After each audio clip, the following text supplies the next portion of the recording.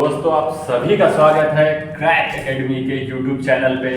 आज हम लोग यूपीएसआई का मोस्ट इम्पॉर्टेंट टॉपिक, जो यूपीएसआई में हमारा मोस्ट इम्पॉर्टेंट टॉपिक है, वो क्या है? मूल विधि। क्या है? मूल विधि। जी हाँ दोस्तों, मूल विधि को आज इस वीडियो में डिस्कस करेंगे। इससे पहले भी हम लोग 3 वीडियो लेके आए हैं। 3 वीडियो में आपको मूल विधि आसान तरीके से बेहतरीन ट्रिक के माध्यम से आपको बताई गई है और समझाई गई है। उम्मीद है आप लोगों को बहुत ही अच्छी तरीके से समझ में आई हुई होगी। ठीक है, आज इस वीडियो में हम लोग 309 आईपीसी की धारा 309 से स्टार्ट करेंगे और 309 से पिछली जितनी भी आईपीसी की धारा है वो हम आपको वीडियो में आपको बता चुके हैं। अब जाइए चैनल पे और वीडियो सर्च करिए यूपीएसआई मूल विधि और वीडियो जरूर देखिए, क्योंकि अगर आप इस चैनल पे नए हैं ना, तो ये वीडियो पहली बार देख रहे हैं ना, तो आपको यहाँ से 309 से ही समझ में आएंगी, पिछली सारी समझ में नहीं आएंगी। और हम लोग ट्रिक, एक समझ लीजिए बेहतरीन ट्रिक के माध्यम से आपको बताइए, याद करने का आसान तरीका भी बताइए, क्योंकि मूल विधि इतनी आसानी से याद होने वाली नहीं है। तो दोस्तों जो लोग चैनल पे नए हैं ना, तो चैनल को सब्सक्राइब जरूर कर लीजिए और बेल आइकन को जरूर प्रेस कर लीजिए, क्योंकि ऐसे एग्जाम से रिलेटेड हमारी एकेडमी आपको वीडियो बहुत अच्छी तरीके से देती है। जो आपके पास पहले पहुंचते सबसे पहले नोटिफिकेशन का बटन दबाएंगे तो हमारी एकेडमी के द्वारा जो भी वीडियो आएगा वो आपके पास सबसे पहले पहुंचेगा। ठीक, चलिए स्टार्ट करते हैं आज का वीडियो। धारा नंबर 309 आईपीसी की धारा नंबर 309 में क्या दिया गया दोस्तों? दिया गया है आत्महत्या का प्रयत्न। क्या दिया गया दोस्तों? आत्महत्या का प्रयत्न। 300 आईपीसी की धारा में यह दिया गया है आत्महत्या का प्रयत्न। मतलब अगर आप आत्महत्या करने की कोशिश करते हैं ना, तो आपको आईपीसी की धारा नंबर 309 के तहत, क्या 309 के तहत 3 साल तक की कारावास की सजा मिल सकती है और जुर्माना भी लग सकता है। जी हाँ दोस्तों, जुर्माना भी लग सकता है अगर आपने आत्महत्या की कोशिश की है। समझ लिया, मतलब आईपीसी के अनुसार आप आत्महत्या भी नहीं कर सकते हैं। अगर आप आत्महत्या करेंगे तो आपको 3 साल तक जुर्माना, 3 साल तक कैद और जुर्माना प्लस जुर्माना भी लग सकता है आईपीसी के नियम के अनुसार। अब बात करते हैं आईपीसी की संख्या 312 की। क्या है? 312। जी हाँ दोस्तों, 312 में क्या दिया गया है? 312 में दिया गया है गर्भपात करना या फिर कराना, आप कुछ भी कह सकते हैं। गर्भपात करना है, कराना, मतलब गर्भपात के बारे में दिया गया है। अगर आप ऐसा कुछ करते हैं ना, या फिर आप ऐसा कुछ कराते हैं, तो फिर आपको 3 साल तक की कैद, 3 साल तक की कैद भी मिल सकती है, या फिर आजीवन कारावास भी। इससे बता 3 साल से ज्यादा भी हो सकता है, 3 साल तक भी हो सकता है। लेकिन अगर इसमें कंडीशन है, क्या कंडीशन है? कि अगर गर्भपात कराना आवश्यक कब हो? जब जीवन बचाना आवश्यक हो। कब हो? जीवन बचाना आपका आवश्यक हो, जीवन बचाना आवश्यक हो, तो आप गर्भपात करा सकते हैं। तब आपको आईपीसी के अनुसार धारा में सजा या जुर्माना का कोई भी प्रावधान नहीं किया जाएगा। लेकिन तभी जब आपके जीवन बचाना आवश्यक हो, तभी ये कंडीशन, ये रूल लागू होता है। अब बात करते हैं धारा नंबर 326 की। क्या है? 326। जी हाँ, आईपीसी की धारा नंबर 326 में आपको दिया गया है तेजाब फेंकना। क्या दिया गया है? तेजाब फेंकना। आईपीसी की धारा नंबर 326 में वर्णित है, मतलब तेजाब फेंकने से रिलेटेड, तेजाब से रिलेटेड, जैसे किसी व्यक्ति में आपकी स्त्री या पुरुष दोनों आ सकते हैं। जी हाँ, आपको बताया है कि आईपीसी में स्त्री या पुरुष नाम का कोई भी शब्द वर्णित नहीं दिया गया है। अगर पुरुष की बात की गई तो वो स्त्री के लिए भी लागू होता है, पुरुष के लिए भी लागू होता है। कोई स्पेशल नहीं है, किसी स्पेशल के लिए कोई भी आईपीसी नहीं बनी है। इसमें आपको अगर कहीं स्त्री शब्द दिया तो वो बात आप पुरुष पे भी लागू कर सकते हैं, पुरुष शब्द दिया है तो स्त्री पे भी ये लागू हो सकती है। तो ठीक है, इसमें क्या दिया गया? तेजाब फेंकना। तेजाब, इसके अंतर्गत अगर आप 326 का, ये क्या है? 326 का अगर तेजाब फेंकने के अंतर्गत एग्जाम से रिलेटेड कोई भी क्वेश्चन आता है तेजाब से रिलेटेड, कि किसी व्यक्ति पर तेजाब फेंका गया, किसी स्त्री पर तेजाब फेंका गया, तो उस पर कौन सी धारा लग सकती है? 326 का 326 का आप उस पर लगा सकते हैं या उस पर लगेगी। ठीक है, अगर बात करें 354 की, धारा संख्या 354 में क्या है? स्त्री लज्जा भंग करना। क्या है? स्त्री लज्जा भंग करना। जी हाँ दोस्तों, क्या दिया गया? स्त्री लज्जा भंग करना। ये धारा नंबर 354 में आपका वर्णित है। अब बात करते हैं 354, आपको पढ़ा चुके 354 का ये ए है। क्या है? ए बोल सकते हैं या फिर का भी बोल सकते हैं, आप कुछ भी इसे बोल सकते हैं, ठीक है। मतलब 354 के अंदर का भाग है। 354 में क्या दिया गया है? यौन उत्पीड़न। जी हाँ, यौन उत्पीड़न से जो भी प्रॉब्लम था, जैसे कोई भी प्रॉब्लम या समस्या आती है तो आप के अंतर्गत 354 के अंतर्गत आईपीसी आपको सजा या फिर जुर्माने के तौर पे आपके दंड लगा सकती है, ठीक है। अब यहीं पे बात करें दोस्तों, देखिए पहले हम लोग 354 का खाली फर्स्ट ही पढ़ते थे, लेकिन इस धारा में आपको और भी पार्ट मिलेंगे। जी हाँ, ये पहली है जिसमें आपको आगे भी इसी से रिलेटेड पार्ट मिलेंगे। ये जैसे कौन सी है? 354 का बी। जी हाँ, 354 के बी में क्या है? निर्वस्त्र करना। क्या है? निर्वस्त्र करना, ठीक है। इसमें आपका स्त्री या पुरुष दोनों आ सकता है। आपसे बोला है ना कि इसमें स्त्री या पुरुष का कोई खास वर्णन नहीं, अगर है तो उसमें स्त्री के लिए भी वही दंड है और पुरुष के लिए भी वही दंड है। इसके अंतर्गत आपको कितने साल की सजा? 3 से 7। जी हाँ, 3 से 7 साल की सजा आपको मिल सकती है धारा नंबर 354 के तहत। अगर आपको दंड निर्वस्त्र करने के ऊपर लगाया गया है तो 3 से 7 साल की सजा का प्रावधान आईपीसी के 354 में वर्णित किया गया है।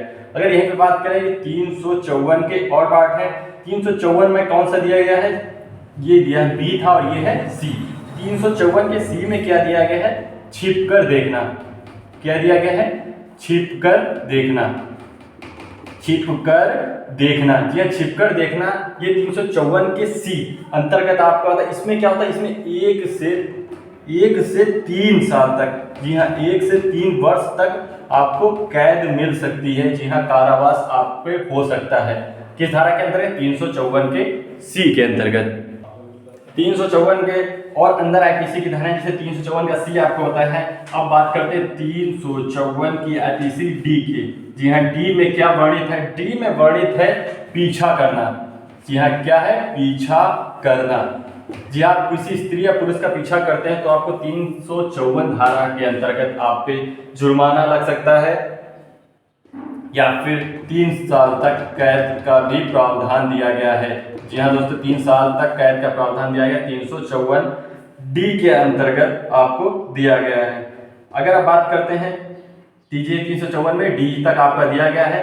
अब अगर 359 की बात करें, जी हाँ 359 की बात करें तो 359 में आपका वर्णित है व्यापहरण। क्या वर्णित है? व्यापहरण। व्यापहरण, ठीक है। क्या वर्णित है? व्यापहरण। इसमें क्या दिया गया? इसका मतलब क्या होता है? इसका मतलब होता है कि अगर मतलब बॉयज मतलब अगर मतलब पुरुष की बात करें या फिर स्त्री की बात करें, ठीक है। पुरुष मतलब लड़के की उम्र अगर 16 साल है और जी नहीं दोस्तों, लड़की की उम्र कितनी है? बॉयज की उम्र 18 साल और लड़की की उम्र 16 साल। अगर इसके अंदर है, ठीक है, अंदर तक की बात कर रहे हैं, ठीक है, अंदर है, अगर उसे बहला फुसला कर ले जाया जाता है। क्या? जी हाँ, ये पॉइंट आप ध्यान रखिएगा क्योंकि इसमें आपको अंतर हम बताएंगे कि इसमें क्या क्या है। कि अगर बहला फुसला कर, क्या है?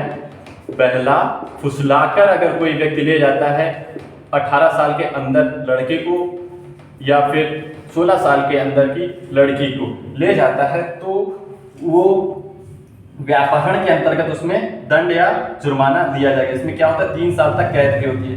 जी 3 साल तक कैद। लेकिन इसमें एक और इम्पॉर्टेंट है कि मतलब बहला फुसला कर दंड पूर्वक अगर कोई ले जाता है तो वो मान्य नहीं है। जी हाँ दोस्तों, दंड पूर्वक मान्य नहीं है वो। फिर व्यापहरण के नियम के अंतर्गत आईपीसी जो 359 कह रहा है व्यापहरण, उसके अंतर्गत वो उसके ऊपर जुर्माना दंड नहीं लगाया जाता। लेकिन अगर बहला फुसला कर ले जा रहा हो कि बहला फुसला कर या फिर कोई विकृत चित्त हो या फिर जैसे नहीं पागल बोल सकते हैं, पागल हो या मंद बुद्धि का हो, ऐसे व्यक्तियों को अगर ले जा रहा है कोई तो उस पर व्यापहरण का केस लगेगा।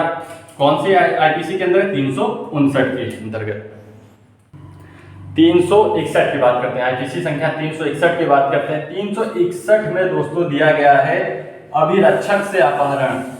क्या टॉपिक है? अभिरक्षक से अपहरण, अभिरक्षक से व्यापहरण, ठीक है। क्या दिया गया? अभिरक्षक से व्यापहरण 361 में दिया गया है। ठीक है, अगर 362 की बात करें कि 362 में क्या है, अपहरण की परिभाषा दी गई है। क्या दिया गया है? अपहरण की परिभाषा दी गई है। अपहरण की परिभाषा 359 के अंतर्गत आती है। अपहरण क्या मतलब होता है और व्यापहरण क्या होता है, इसमें हम आपको बता रहे हैं। अगर बहला फुसलाकर कोई व्यक्ति ले जाता है तो व्यापहरण कहलाता है, लेकिन अपहरण क्या होता है? किसी भी उम्र, मतलब कोई भी, अपहरण में कोई भी व्यक्ति की उम्र निर्धारित नहीं है, लेकिन क्या है निर्धारित है? बलपूर्वक हो। ठीक है, बलपूर्वक ले जाता हो तो वो अपहरण की श्रेणी में आता है। जैसे आपने मूवी में या फिर टीवी सीरियल में देखा कि आतंकवादी जैसे होते हैं तो वो पूरी की पूरी बस को अपहरण कर देते हैं। ठीक है, मतलब बलपूर्वक करते हैं ना, पूरी की पूरी बस आपको अपने अंडर में ले लेते हैं, कंट्रोल में लेते हैं, वो क्या कहलाता है? अपहरण कहलाता है। ठीक है दोस्तों, क्या कहलाता है? अपहरण कहलाता है। अब नेक्स्ट इसके आईपीसी की धारा बात करते हैं। अब बात करते हैं 366 की, आईपीसी संख्या 366। 366 में क्या वर्णित है? 366 में आपका वर्णित है विवाह के लिए। जी हाँ, विवाह के लिए अपहरण। क्या है? विवाह के लिए अपहरण या फिर बाध्य करना। जी हाँ दोस्तों, क्या कह सकते हैं इसे? विवाह के लिए बाध्य करना या विवाह के लिए अपहरण। ये आपका आता है आईपीसी की धारा नंबर 366 में। क्या आता है? विवाह के लिए अपहरण करना या फिर विवाह के लिए बाध्य करना किसी को, ये आता है 366 में। इसके अंतर्गत आपको सजा भी मिलती है। कितने साल तक? 10 साल तक आपको 10 साल की सजा मिल सकती है अगर आप विवाह के लिए किसी का अपहरण करते हैं या विवाह के लिए किसी को बाध्य करते हैं, या फिर पुरुष हो या फिर स्त्री, इसमें दोनों हो सकते हैं। अब बात करें अगली धारा की, 375। क्या है? 375। 375 में आपका दिया गया है बलात्संग की परिभाषा दी गई है। क्या है? बलात्संग की परिभाषा 375 में वर्णित है बलात्संग की परिभाषा। बलात्संग की परिभाषा अगर 376 की बात करें तो बलात्संग में बलात्संग का दंड। ठीक है, बलात्संग का दंड ये आपका वर्णित है। ठीक है, यहीं पे एक और आईपीसी की धारा है, ये आप तीनों याद कर लीजिए। मैं आपको क्यों तीनों एक साथ लिखा रहा हूं आपको बता रहा हूं, इसके बारे में समझा रहा हूं क्या है, काहे के लिए तीनों एक साथ लिखा रहा हूं। ठीक है, ये 376 का डी है, ये है सामूहिक बलात्संग। मतलब बलात्संग का मतलब रेप भी कैसे कहते हैं, बलात्संग, सामूहिक बलात्संग।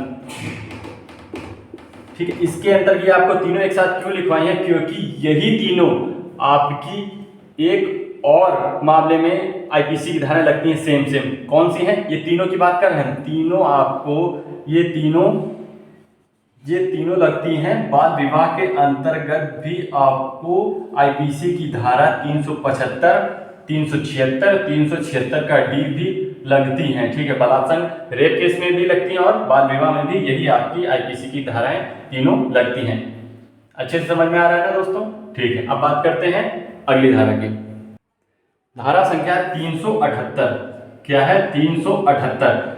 378 में वर्णित है, जी हाँ, 378 में आपका चोरी से रिलेटेड कोई भी जुर्म हो वो आपको 378 आईपीसी की धारा के अंतर्गत मिलेगा। उसी के अंतर्गत आपको जुर्माना या फिर कैद दोनों आपको मिलेगी। 378 के अंतर्गत चोरी के अंतर्गत कोई भी आपने जुर्म किया हो वो मिलेगा। 300 धारा नंबर 369 की बात करें, 79 की बात करें, 379 में क्या है? 379 में इसमें चोरी का दंड, जी हाँ, इसमें 378 में चोरी है तो चोरी का दंड आपको वर्णित दिया गया है। ठीक है, 379 में आपको चोरी का दंड आईपीसी के अनुसार दिया जाएगा। ठीक है, इसमें क्या होता है? इसमें दंड के तौर पर आपको 3 साल तक कैद भी मिल सकती है। 3 साल तक कैद प्लस जुर्माना दोनों शामिल हैं। जी हाँ, जुर्माना आपका दोनों शामिल हैं चोरी के दंड के प्रावधान में। अब बात करते हैं नेक्स्ट आईपीसी धारा की 390। अब आती है आपकी धारा 390 में। 390 में वर्णित है दोस्तों लूट। क्या है? लूट क्या कहते हैं? लूट मतलब किसे कहते हैं? जी हाँ, लूट हो सकता है, डकैती हो सकती है, चोरी भी हो सकती है ना। इन तीनों में से फर्क क्या है? चोरी आपका एक इंसान कर सकता है, ठीक है, लूट एक इंसान नहीं कर सकता। इसमें 4 या 4 से ज़्यादा लोग हैं तो वो आपका लूट कहलाया जाएगा। और डकैती क्या होती है वो भी मैं आपको बता रहा हूँ। पहले लूट की बात करते हैं। लूट में क्या है, 4 या 4 से ज़्यादा लोग, 4 या फिर 4 प्लस, मतलब 4 से ज़्यादा लोग हो सकते हैं, ठीक है, वो आपका क्या कहलाएगा, लूट कहलाती है। वरना का 4 से ज़्यादा लोग हैं तो वो क्या आपका डकैती में आ जाएगा, ठीक है। अब बात करते हैं 391 धारा नंबर 391 390 में लूट है, ठीक है। लूट तभी कहलाएगी जब 4 या 4 से ज़्यादा लोग हैं। 4 से कम लोग हैं तो वो आपका चोरी के अंतर्गत आता है, ठीक है। 391 में क्या वर्ड है, 391 में है डकैती। क्या है, डकैती। डकैती किसे कहते हैं, आपसे बोला ना, जो 4 से ज़्यादा लोग हों, ठीक है, क्या हो, 4 से ज़्यादा लोग हों वो आपका डकैती कहलाती है। बात करें 395 में डकैती है, डकैती का दंड। जी हाँ, डकैती का दंड आपको 395 की धारा में वर्णित किया गया है। अब बात करें नेक्स्ट धारा की, आदमी का बोलो। अब बात करते हैं 401 आईपीसी की 401 धारा में क्या दिया गया है, चोरी का दंड। क्या है, जी हाँ, चोरी का दंड आपको पहले दिया गया। इसमें क्या है, चोरी की टोली में, मतलब चोरों की टोली में आपका एक होना, चोरों की टोली में से आप एक होना, ठीक है। मतलब अगर चोरों की टोली में आप शामिल, चोरों के ग्रुप में शामिल हो रहे हैं, तभी भी आप चोरी नहीं कर रहे हैं लेकिन आप उस ग्रुप में शामिल हैं, तो आपको 7 साल तक कैद मिल सकती है। कितने, 7 साल तक कैद मिल सकती है, क्योंकि ये आईपीसी की धारा 401 में अच्छे से वर्णित किया गया कि आप अगर चोर होते हैं या चोरों की टोली में भी शामिल होते हैं तो आपको 401 आईपीसी के अंतर्गत सजा मिलती है। अब बात करते हैं 494 की। आईपीसी संख्या 494 में क्या है, पति या फिर पत्नी, पति या पत्नी के जीवन काल में पुनः विवाह की बात की गई है। जीवन काल में पुनः विवाह अगर होता है तो आईपीसी के 494 के अंतर्गत आपको सजा कब हुई, जब ये मतलब चोरी छुपे होता है। ऐसा नहीं, चोरी छुपे मतलब अगर आपने पहले शादी से डिवोर्स नहीं लिया, तलाक नहीं लिया, आपने दूसरी शादी की है ना, तब ये आपको 494 के अंतर्गत आईपीसी के अंतर्गत आपको सजा या फिर जुर्माने के तौर पे लगाया जा सकता है, ठीक है। अब बात करते हैं नेक्स्ट आईपीसी की 495 धारा नंबर 495 में क्या दिया गया है कि दूसरे विवाह के दौरान, मतलब ये रिलेटेड देखिए, इससे पहले भी यही था, दूसरे विवाह के दौरान पहले विवाह को छिपाना, पहले विवाह को छिपाना, ये किसमें आता है, ये आता है आईपीसी के 495 धारा में, ठीक है। अब अगर ये बात करते हैं 498 की, 498 धारा संख्या 498 के काम में क्या है, महिला को प्रताड़ित करना। क्या दिया गया है, महिला को प्रताड़ित करना। ये आपको आईपीसी की 498 के काम में वर्णित किया गया है। प्रताड़ित करना आप समझ सकते हैं, प्रताड़ित दो ही तरीके से किया जा सकता है। किसी व्यक्ति को प्रताड़ित दो तरीके से, या फिर आप शब्दों के माध्यम से कर सकते हैं, या फिर मतलब प्रहार करके, मतलब दंड के माध्यम से, आप इसे मार कर भी कर सकते हैं, ठीक है, हाथ से टच करके या फिर शब्दों के माध्यम से। प्रताड़ित दो ही वजह से होता है। अब बात करते हैं नेक्स्ट धारा की। नेक्स्ट है आपका 499। क्या दिया गया है, 499 में क्या वर्णित है, 499 में वर्णित है मानहानि की। क्या है, मानहानि। आपको 499 में क्या वर्णित है, मानहानि। और 500 की बात करें तो धारा नंबर 500 में वर्णित है मानहानि का दंड। क्या है, मानहानि का दंड। और अगर नेक्स्ट धारा की बात करें तो 509 में है कि ऐसे शब्द, समझ लीजिए कि ऐसे शब्द जो अनादरित हों, मतलब सामने वाले को खराब लगे, उसका आदर उससे कम पड़ जाए, वो ऐसे शब्द जो अनादरित हों, या फिर ये बात करते गलत इशारे, इसमें शब्द की बात करें गलत इशारे भी हों जो सामने वाले को आपके अपमान के रूप में काम करे, वो ऐसे आ जाते हैं। इसमें अश्लील पत्र भी आ सकता है और अश्लील कॉल भी आ सकती है, ठीक है। ये 509 में आपका वर्णित है। अब यहाँ पे बात करते हैं धारा नंबर 511 की, जो हमारे आईपीसी की लास्ट धारा है। इसमें क्या दिया गया है, अपराध का प्रयत्न। क्या दिया गया है, अपराध का प्रयत्न। देखिए हमारे आईपीसी की 511 1 से लेके 511 जो यूपीएसआई के लिए मोस्ट इम्पॉर्टेंट धाराएं थी, जो एग्जाम से रिलेटेड थी, एग्जाम में आई हुई है आईपीसी की धाराएं, वही हमने आपको क्रैक एकेडमी के माध्यम से पूरी वीडियो में आपको बता दिया गया है। इसमें 4 पार्ट किए गए, 4 पार्ट आप जरूर देखिए और याद करें, क्योंकि यूपीएसआई में आपको 30 से 40 नंबर के अंतर्गत आपको मूल विधि देखने को मिलेगी और ये आपका पेपर 1 महीने के अंतर्गत होने वाला ही है। तो दोस्तों जो लोग वीडियो में नए हैं तो वीडियो को जरूर सब्सक्राइब कर दीजिए और फेसबुक पेज पर लाइक और शेयर जरूर करिए। जय हिंद।